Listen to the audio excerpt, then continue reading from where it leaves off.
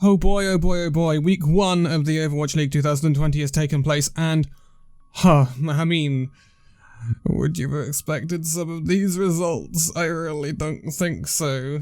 People's pick'ems are in shambles, people's predictions are in shambles, and people's power rankings are in shambles. This has been one of the most exciting weeks we've ever had in the Overwatch League, and some of the most unexpected results have occurred. It's going to be so interesting to see how this plays out over the next few weeks, running into the main Melee tournament, because, my goodness me, things are not as we thought they might be.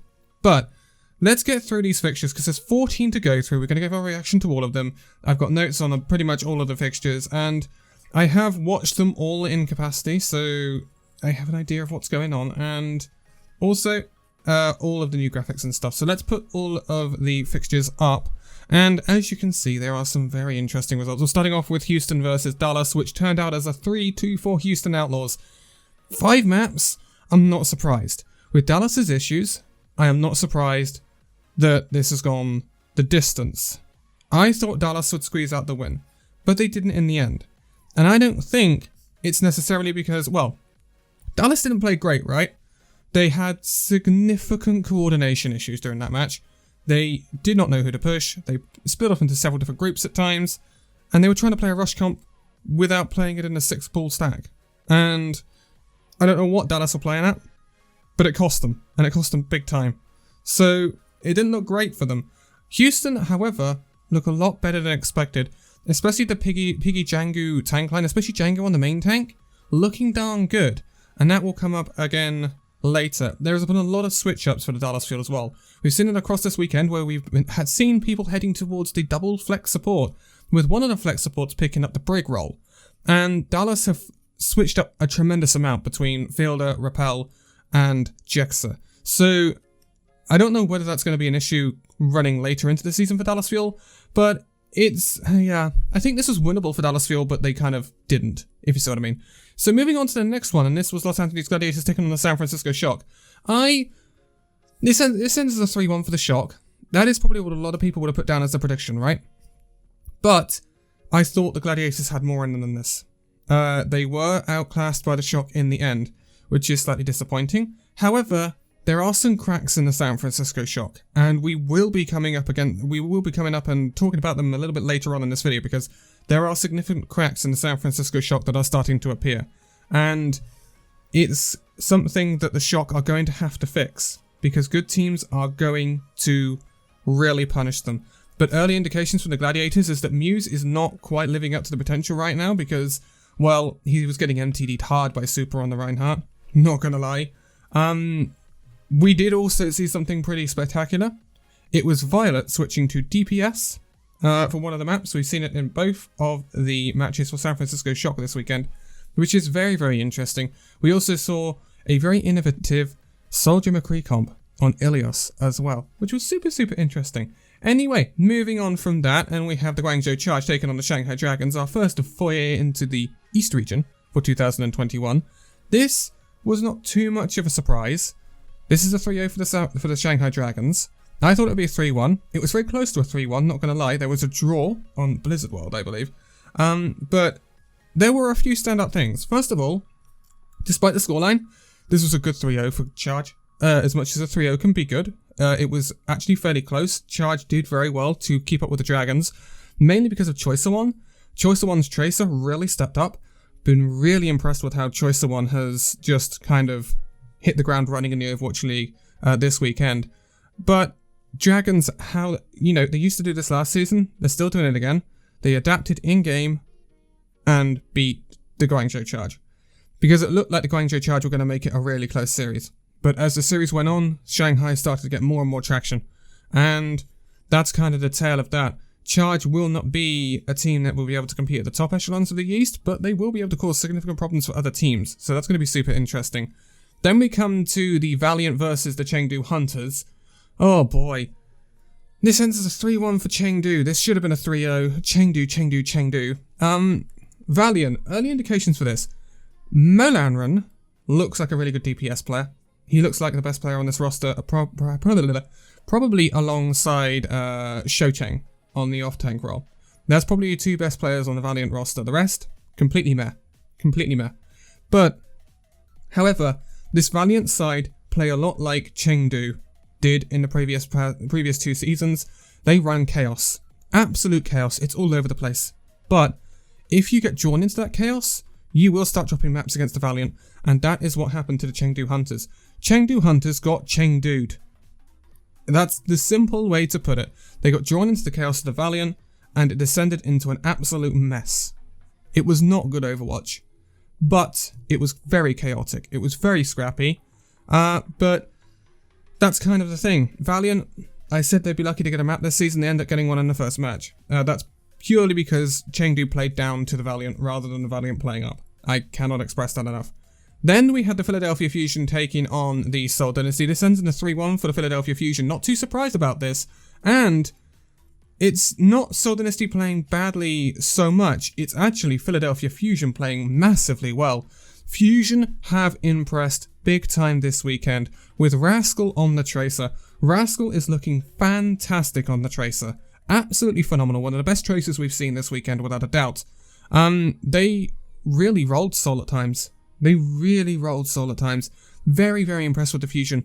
Despite their issues with visas and stuff like that, I think the theory I had in my head going into this season with the Toby and Hotbar pickups is proven right. I think Toby and Hotbar have been ringing for scrims for Fusion while they've been having their visa issues for at least a month, because they are slotted into this roster perfectly. And they are doing really, really well. Rascal and Carpe look like a formidable duo. An absolutely formidable duo in this meta. This is a really good meta for Fusion.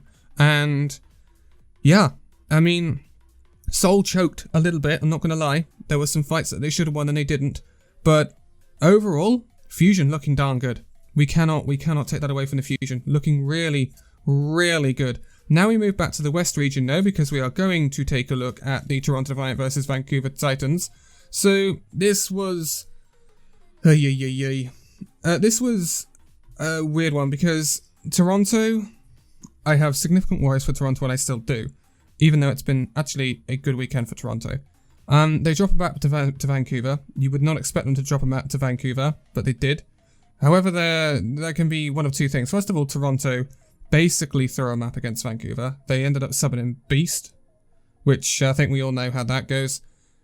Toronto look good, but they don't look world breakers. They don't look like even as good as Dallas Fuel, in my opinion. Although it'll be very interesting to see those two go up against each other when we get the chance to see that. They do look like a middle of the pack. As most people's power rankings have indicated, they do look like a middle of the pack. Vancouver, they are a plucky team. I'm not going to lie. They are a plucky team. They will fight their hearts out, which is really, really good. However, the gap in skill really does show in the end. However, Teru is looking like the big prospect for the Vancouver Titans like we expected. Looking like a great flex DPS. Really, really good. So, there's promise for Vancouver, but at the same time, I really don't think they're going to be able to compete. The skill is just not there. Then we move on to the Atlanta Reign versus Florida Mayhem. This goes pretty much as I had thought, actually. 3-1 to the Florida Mayhem. So, yeah. Florida, they get the job done this weekend. They really do. But Atlanta Reign are an annoying team. Because they look like they're getting there, and then they let you down. I still think there is questionable coaching choices from Atlanta Reign. Sephi is still in charge. I think Reign have the possibility to be a really good team. Right up there with Florida, actually. But I don't think they will be. There's too many iffy decisions, there's too many weird coaching moves and stuff like that. It's just not making sense. We're not seeing Kai enough, in my opinion, either. Because he can really carry at times, and we've seen that happen. So it's actually rather disappointing. Florida Mayhem, though, they're getting the job done. They're looking good. I still have a lot of question marks over AG, though. I still have a lot of question marks over him. He does look like the weak point for the Florida Mayhem. But we will see how that pans out. Then we have the Dallas Fuel taking on the Los Angeles Gladiators. Now, this is something that people would not have expected, because Dallas Fuel get the 3-1 win over the Gladiators, and it was a good win. It was a good win for the Gladiators. For the Dallas Fuel.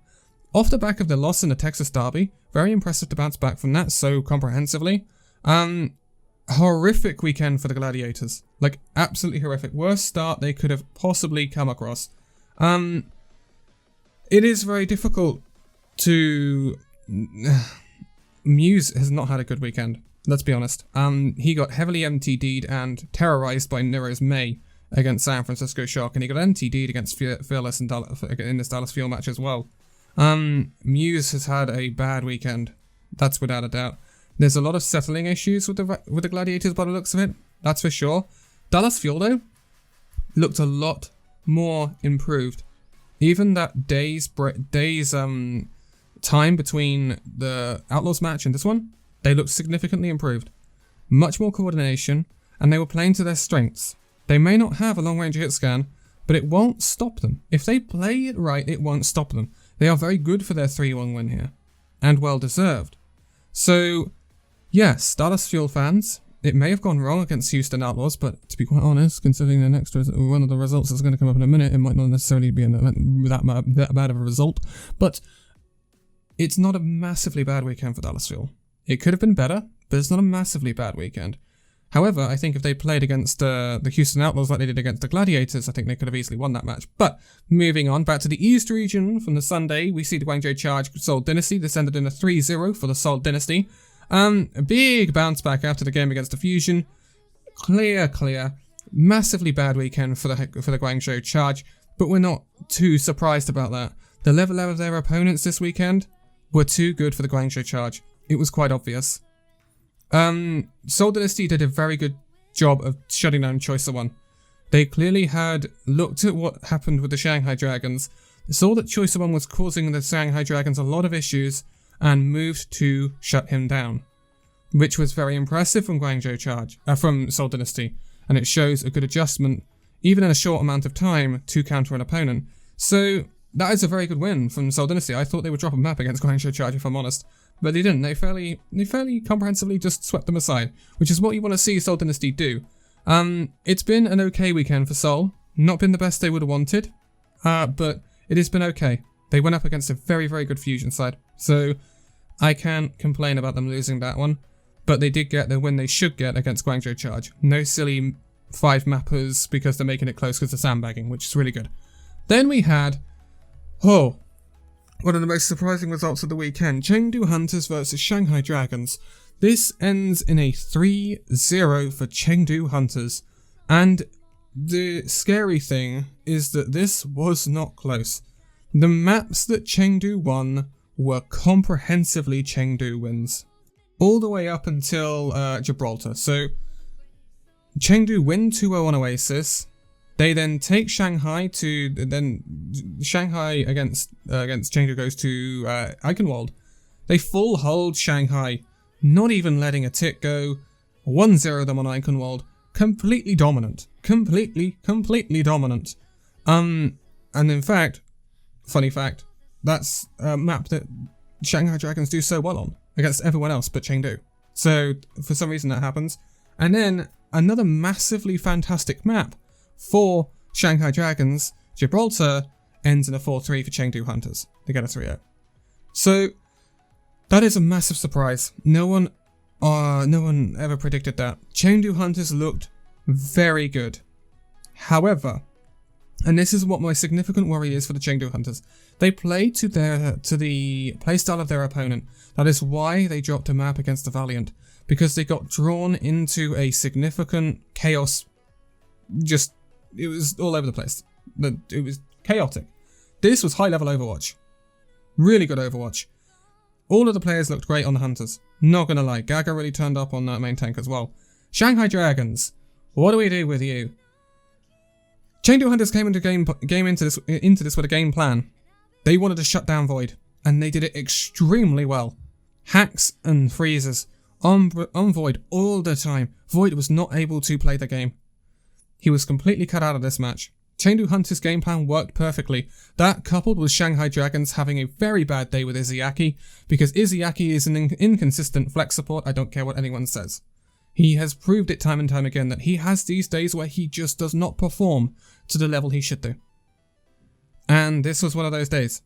And it has resulted in a very firm thrashing of the Shanghai Dragons. Chengdu Hunters have had a fantastic weekend. Honestly, they have. Big props to them, and whew, going to be interesting. Then we move on to the Fusion versus the Valiant. This was cut and dry, very easy. Fusion get a 3-0 win over the Valiant. You wouldn't expect anything else from a team that has just 3-1 the Seoul Dynasty. Yeah, this is not close. Clear golfing class and skill, and Fusion are good for their 3-0 win. Then we move back to the West region, and things get spicy once more. Houston Outlaws versus the San Francisco Shock. Oh boy. Shock coming in after that 3-1 win over the Gladiators. Outlaws coming in after that 3-2 win over the Dallas Fuel. And this ends in a 3-2 win for the Houston Outlaws over 6 maps. 6 maps. That is insane. Houston Outlaws were 2-0 up. Then a draw. No, or was it? It could have been 1 draw, then 1. But they were 2-0 up. Then Shock come back to 2-2. Then Outlaws clutch it out on Havana. Incredible match. And this isn't a toilet bowl and Shock playing really badly. This is high-level Overwatch. High-level Overwatch. Houston Outlaws have proved a lot of doubters wrong this weekend. A lot of doubters wrong, including myself. Houston Outlaws are not to be taken lightly at all. They are really good. Jangu was NTDing Super, which was incredible. Super is one of the best Reinhardts in the league, or that's what we thought anyway. Jangu is having a whale of a time out there. Happy put up one of the best performances I've seen in a series from a player in the Overwatch League in its history. Happy was insane, and this paved the way for Houston Outlaws to get a massively Shock victory. We again, on one map, saw Shock take on Violet on that hit scan roll, and on the same map, Jake came in to play the Brigitte on support, which is something we never would have thought we were going to see. Incredible match, and the biggest problem for Shock in this match was their supports. They are having trouble adjusting to FD God's aggressive style compared to what Moth used to be last season for them, and that's causing significant problems. But they're also having Violet picked off a lot in these fights. Like, a major problem for the San Francisco Shock in this match was, a lot of the time, the first people to get picked off in the fights were their supports, whether it be FD God or Violet. Across the whole match, it was a significant issue for the Shock. And that is worrying. That is worrying. There are cracks in this San Francisco Shock roster. It's still stacked, but they need to tighten up that positioning a little bit, because they are getting exploited, and the Outlaws exploited them. And if other teams start to do that, Shock will have a much tougher season than expected. But moving on, Florida Mayhem taking on the Vancouver Titans, our second to last fixture of the weekend. This, again, it's a 3-1 for the Florida Mayhem. Vancouver Titans take a weird map. But the Mayhem should be 3-0ing this sort of opposition. So there's still the doubts. Titans, however, they fight hard. They're a gritty team. They're going to keep grinding, and they are not going to let these wins easily, let these wins go easily. They are going to fight to their last breath. But Mayhem was sloppy. I cannot, give that up. Like, Mayhem was sloppy. And I don't think we've seen the best of the Mayhem this weekend. I really don't. They're a team that is going to grow. I think we're going to see a much better Mayhem coming down the line in a few weeks. But then we have, last but not least, Toronto Defiant taking on the Atlanta Reign. This was the first reverse sweep of this season. This ends in a 3-2 for the Toronto Defiant. Not too surprised. Atlanta Reign started off real strong. But Toronto Defiant grew into the series as the series went on. And in the end, it became very Toronto Defiant favoured. That's for sure. I'm not surprised Toronto get the win here. Atlanta Reign, not able to see it out. It's disappointing, and I still have a lot of questions about this roster. Again, it's 0-2, and this was easily a weekend where it could certainly have picked up a win against Toronto. It was so winnable, and it just didn't happen.